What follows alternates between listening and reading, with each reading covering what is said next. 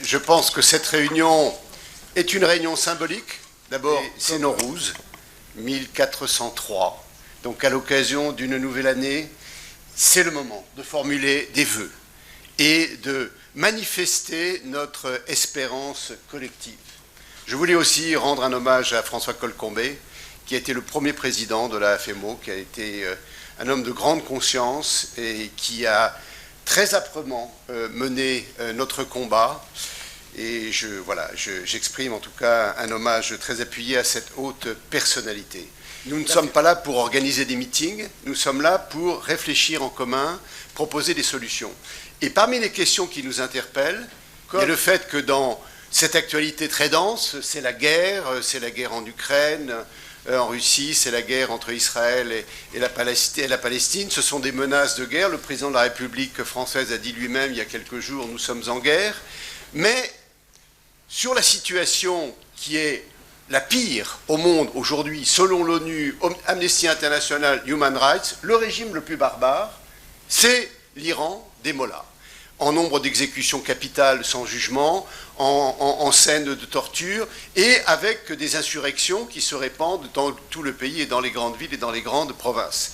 Et la presse, l'opinion internationale et la presse française n'en parlent pratiquement jamais. On a parlé du combat des femmes, et c'est fort heureux, après l'exécution sauvage et barbare de Mahsa Amini.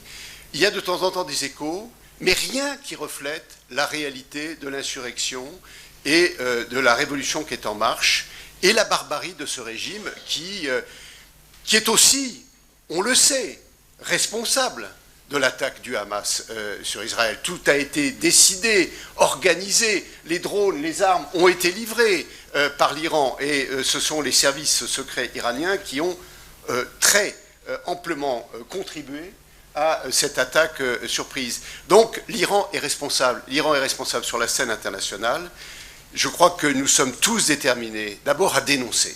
Et Ingrid Betancourt, que je salue très chaleureusement, c'est une très haute personnalité. Son combat et sa captivité nous ont beaucoup mobilisés. On garde tous très fortement en mémoire ces heures tragiques, ces années tragiques. 6 ans et demi, ça, je le rappelle, c'est absolument terrible et impensable. Mais Ingrid Betancourt, lors d'une grande réunion qui s'est tenue à l'Assemblée nationale, a fait une intervention très remarquée et qui m'a vraiment beaucoup interpellé sur le fait qu'il y a maintenant des preuves, des actions de désinformation menées par l'Iran des mollahs auprès des services secrets américains, auprès des services secrets internationaux, y compris en France, pour que la vérité ne soit pas connue et que la presse soit muette.